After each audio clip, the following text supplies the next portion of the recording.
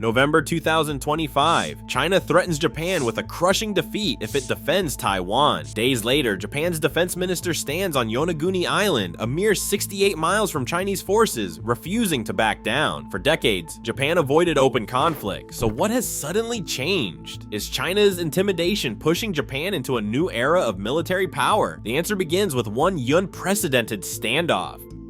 Mid-November 2025, inside Beijing's Ministry of National Defense, spokesperson Zhang Bin delivers a warning that echoes far beyond the press room. The words are direct. He says if Japan intervenes in a war between China and Taiwan, it will suffer a crushing defeat at the hands of the People's Liberation Army. No ambiguity, no diplomatic cushion. The statement, broadcast on November 14th, was not an offhand remark. It came as China's military conducted live fire exercises in the Yellow Sea, and Chinese Coast Guard ships patrolled the contested waters near the Senkaku Islands. For years, official statements have bristled with warnings, but this language, crushing defeat, lands with a new weight. Hours later at the Foreign Ministry, spokesperson Mao Ning steps to the podium. The message sharpens. Mao accuses Japan's right-wing forces of leading Japan and the region toward disaster. She links Japan's support for Taiwan to what she calls a dangerous resurgence of militarism, invoking memories of 20th century conflict. The Chinese government insists that Japan must reflect on its historical crimes, and warns against interference in what Beijing calls its internal affairs. These threats were not delivered in isolation. They arrived amid a flurry of official protests, trade warnings, and the cancellation of diplomatic meetings. The language was deliberate, calibrated to unsettle Tokyo and remind the world of China's military reach. In the span of a single week, China's message to Japan was unmistakable: intervene in Taiwan, and the consequences will be severe. The warning was public, the audience global. For Japan's leaders, the question was no longer whether the threat was real, but how to answer it.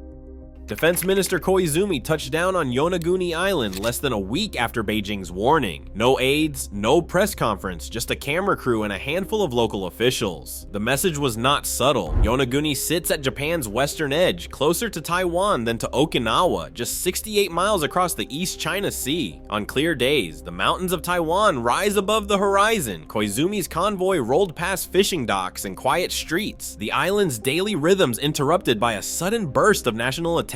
At the military outpost, Koizumi walked the perimeter, pausing at the edge where the island drops steeply toward the sea. He inspected missile emplacements and spoke briefly with self-defense force personnel. The visit was filmed and distributed by the Ministry of Defense. The footage left little to interpretation. Japan's leadership was standing face to face with the front line, not hiding behind closed doors in Tokyo. For Yonaguni residents, this was not the first time their home had become a symbol in a larger contest. Fishermen hauled their catch past military vehicles. Children in school uniforms watched as cameras swept the horizon. Life on the island continued, but the stakes had changed. Koizumi's presence, so soon after China's threat, sent a clear signal. Japan was not about to be cowed. The government's response was public, deliberate, and unmistakable. In a region where ambiguity is often the rule, Yonaguni became the place where Japan drew a visible line.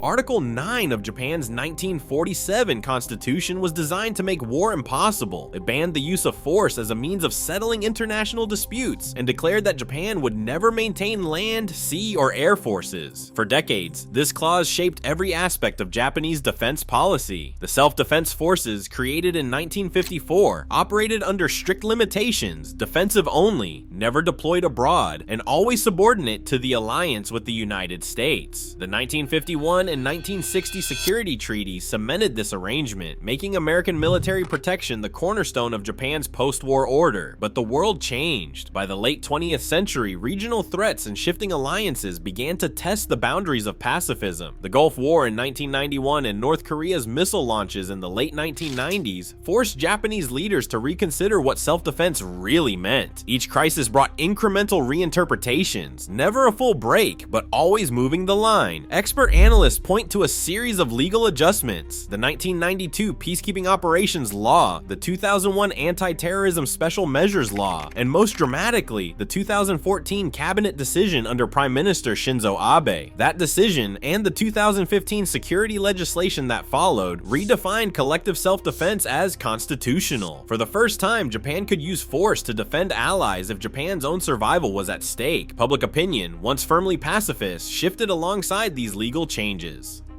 NHK and Asahi Shimbun polls from 2014 to 2025 show a steady rise in support for stronger defense measures, with the majority backing the right to collective self-defense by 2025. Constitutional scholars and security experts debate the limits, but few dispute the direction.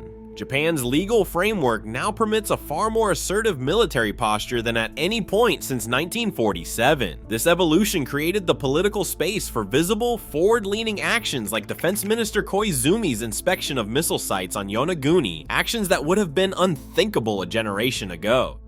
Japan's military response unfolded not just in words or symbolic gestures, but in concrete deployments and fiscal decisions. In November 2025, the Ministry of Defense confirmed continued missile placements along the Nansei Island chain, an arc stretching from Kyushu to Yonaguni. These moves were not confined to a single outpost. Procurement and installation activity accelerated across Amami, Miyako, and Ishigaki, with Yonaguni now serving as a forward node for air defense. Publicly, officials cited the need for a layered shield against missile threats from the West. Privately, analysts noted the pace of deployment outstripped anything seen in the previous decade.